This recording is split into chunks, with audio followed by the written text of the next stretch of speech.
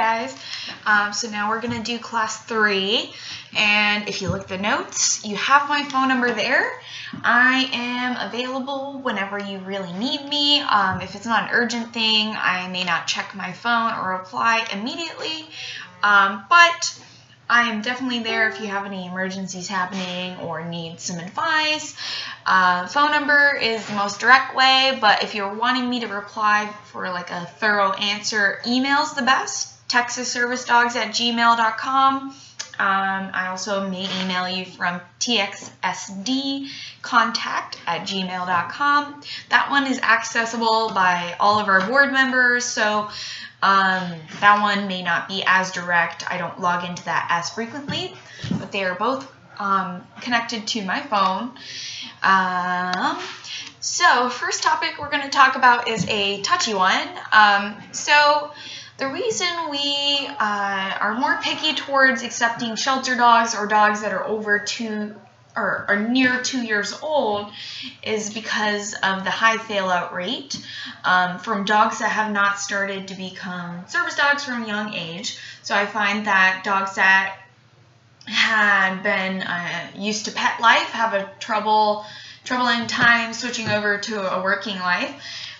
So it's nothing personal or anything like that. We definitely love these dogs. It's just they tend to fail out more than others, and with a small organization like ours, it's very risky to have dogs that may fail out for bad hips, may have some really bad skin issues, or have temperamental issues, things like that. So we have the best success by using dogs from breeders, but that does not mean that we do not consider rescue dogs. We do have some dogs in our program that are rescue dogs, and kind of my vision is to rescue dogs when we have the finances to do that, and if they seem like they might be a good fit for our program, then we can bring them on into the service dog training, and if not, then we just find them a good home. So we do that whenever we can financially support that.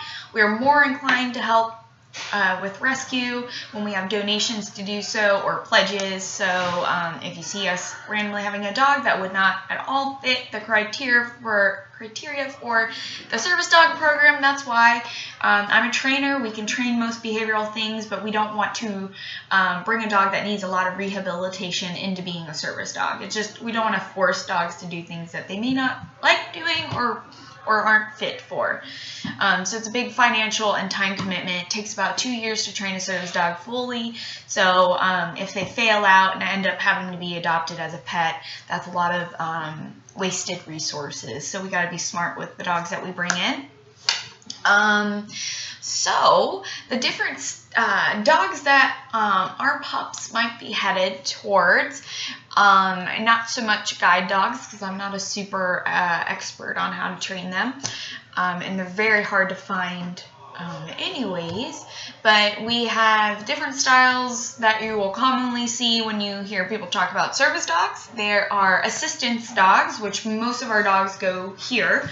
It's kind of an umbrella term that kind of talks about all dogs that help people with disabilities by performing a task, something that the owner could not do otherwise, or have the dog make it easier on their life. So it's kind of a catch-all term, but there are seizure response dogs. We train those, but we don't train seizure alert dogs because we don't have anyone on our team that has seizures to see if the dog actually responds or alerts to that before it comes. Alerting means that they're telling you an oncoming seizure is on its way.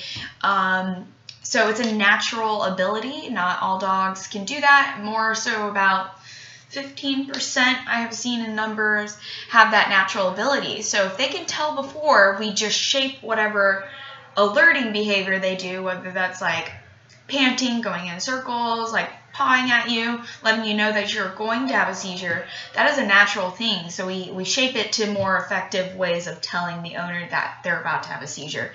But we can't guarantee that will happen. So what we do is train seizure response dogs. So as that seizure is happening, we have the dog do something that the owner wants them to do. In a lot of cases, it's press a button to send a text message or alert people around them that their handler needs help, or that their parents on the other side of the home knows that their child's having a seizure, just to check on them, make sure they're fine, keep people away from them, and alert people to get help. And we also train diabetic alert dogs. So alert, again, tells you before it happens, or really as it's going to happen. But for diabetic alert dogs, they tell you whether your blood sugar goes high or is going low. So it's really more the change in blood sugar that they're detecting. And we do that by pairing the scent of the saliva sample. So they chew on a little cotton ball in their mouth and they put it in a little tin and freeze it. So dogs smell something. We think it's cortisol, like stress hormone, but they smell something that can scientifically tell the difference between a high and a low blood sugar changing. So they can tell you before your blood sugar drops, or before you're too high on your blood sugar, so that you won't feel the symptoms, or as you're feeling them, it's just another reinforcer that that's happening. You check it, and if they do it right, then you praise them. Really fun stuff, scent games. We also train autism assistance dogs. So we have seen research that dogs help like social skills for people, especially children with autism. So it makes them feel like they have some sense of control in their life when a dog's listening to them, when they have their commands, if they're verbal. They also help from like the children bolting from their parents. They also help with, what else? If they get lost, they'll help them bring them home by like bringing them back to the area or keeping them from going further out. Like some people live up to a forest and the child can break through the gate and go in there, so it they just kind of like herd the child back in so the mom or the father can help. But there's a lot of tasks that they can do for autism, but those are just the ones I've seen the most. And post-traumatic stress disorder dogs, PTSD dogs. These we see for people that have went through a lot of traumatic experiences, like veterans that went through combat, or rape victims, stuff like that. Things that have a specific trigger that the dog can help for, like being spooked from coming behind. They may have been attacked from behind. So the dog can let them know before someone gets close behind their back by nudging their leg with their nose. They can also wake them up from nightmares if they start to have a nightmare by gently adding pressure onto them, turning on the light and grabbing some medicine. Also with like wheelchair assistance or mobility assistance, they can help counterbalance people that have favor a side of them, or help them push off like the wheelchair to get to their bed or other places like that. Picking up dropped items, retrieving items from, say, the refrigerator, turning off lights before bed. They make their lives a lot easier that way. So those all fit under the assistance dogs category. Hearing dogs, these are dogs that help individuals with hearing impairments, deaf people. So they tend to be smaller dogs. Very high energy, so they might be like chihuahuas and stuff like that.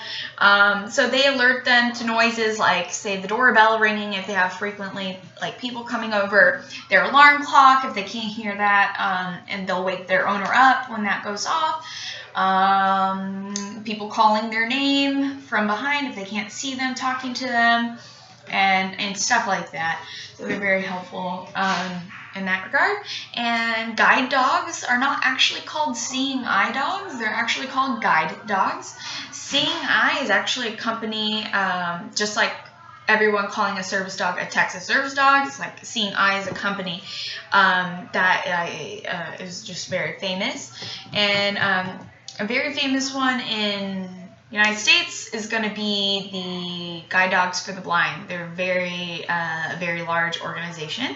They tend to have the green vests, so if you see them around, they're called guide dogs. They help individuals with sight impairment, so they are very, very special, these dogs. They help They're handlers from obstacles on the floor, like stepping over them, watching their head from, like, say, branches or signs. They help them weave through traffic, and they practice a thing called intelligent disobedience. And so this means they'll tell their dog to go forward, and if they're not going forward, they're disobeying because something's in the way. For example, they tell them to go forward and there's a car coming, they'll stop. So they have that initiative to disobey for a specific reason. These dogs are more independent than assistance dogs. These dogs aren't as affectionate. They've never got to play with other dogs really. And they don't play with toys and stuff like that. So these dogs are very, very highly trained in a different way. Very specific temperament required for this. Therapy dogs are actually not service dogs, but a lot of our dogs might go there. Therapy dogs are personal pets that are well trained that you bring to people that want their comfort. So like nursing homes, elementary schools, hospitals, courthouses, to help people feel better about saying something that's very stressful, like a testimony. So they're not service dogs, so they are not legally allowed to go into public places automatically. They have to get permission to go there. And there are certification agencies for that. It's not required for service dogs to be certified, although that's something that we do just to back our name behind these dogs.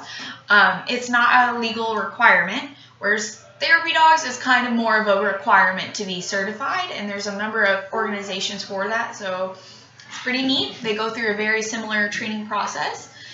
And moving on to my job, or other people that we assign to be your supervisor's job, is to be aware of the progress of your dog's training, their health, and where they're at all times. So we spoke about letting us know if you travel further than an hour away, and what else? We give you things like your crate, your service dog vest when you get privileges, your food. We got to arrange that. So if you're getting dog food from us, let us know at least a week in advance, more so like 2 weeks in advance when you're starting to get low, so that we can arrange some sort of transport for that. And we are there for training advice. We have you guys go to these obedience classes, but those only go so far. Sorry. That only goes so far. So we are there for any like problems you might have, like I don't know, I can't think of one, but you know, any problems that you're having beyond just obedience training. But we are, you know, not training the dog for you. We are there to help give you advice. So this is your job to do some research, but we're always there to help support you and help clarify things if you need to. Definitely always call us in an emergency and leave a voicemail. Text message would be great as well, so that we know that we need to urgently call you and step out from a meeting or something. Let me know if you have any issues with getting into a public place that you are allowed to go. For example, Walmart. If they tell you you can't have a dog here, let them know it's a service dog. If they still refuse, let me know. I'll handle that. Leave if you can, and I will send them a nice little letter. I'm also here for you to send me your receipts for things that you'd like to be reimbursed from. This is not always guaranteed, so make sure to ask beforehand before you spend something that we haven't already agreed upon, and we will vote on whether we reimburse that or not at our board meetings. And we are there to constantly evaluate the dog's progress and determine when the dog's ready to move on to the next level. So first we do Puppy 1 classes, then maybe we go up to Advanced Obedience, and then CGC. So we'll work with you on the steps that your dog's at. Your dog should really be learning a new command every other week at least. until it's proficient, and then always review back to that command.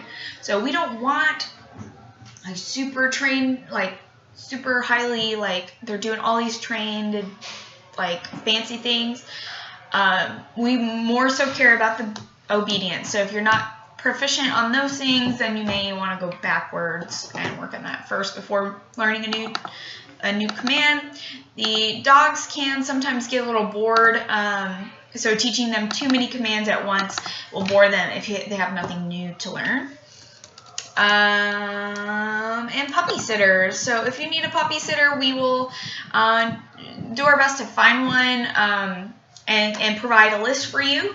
But you need to get in contact with them to see and coordinate your schedules. We don't need to be the middleman for that. Puppy sitters cannot handle the dog in their jacket to go in public unless they have had training with us. So this is kind of considered the training, these classes. So if you have someone that wants to become a puppy sitter and wants to bring them to maybe class with them or go to work or the store, they need to go through training with us. So just tell them to apply with us and say that they're interested in becoming a jacket privileged puppy sitter. So use your best judgment when you are letting someone watch your dog while you're not there. People tend to break rules, and that can go backwards on your training you've been working so hard on. So roommates, parents, friends can watch them for a few hours if you've educated them about our rules. So we have the 4 paws on the floor all the time. They cannot be on furniture. They can't jump on people or roughhouse too much. So there's a lot of rules that you need to explain to them first, tell them what you're working on, and that how to do them. And then always say thank you. It's almost like a requirement to give them a thank you card after they're done with that. Like, it's not too hard to write a little small thank you card. They just saved you a lot of money from having to buy a pet sitter or boarding them. So definitely make sure you thank them for that. We will give you food most of the time, unless we've talked about this otherwise. We recommend large breed puppy food because our dogs are usually large. So this is to prevent them from growing too fast. Their joints need to stay nice and tight together, and this, if they grow too fast, it just has a lot of proportional problems. So puppy food, large breed is the best. And I will help you monitor your dog's weight, but if you actually think they're too thin, they're actually probably perfect. There's on the manual, you'll see like a diagram of how their body should look. They shouldn't look like a potato. So if you feel your hand like this, the top of your knuckles, that's way too thin. That is, imagine these are their ribs. So if you feel the rib part, that's way too thin. If you flatten your hand like this is actually perfect. If it's a little bit thicker, that's totally normal and stuff.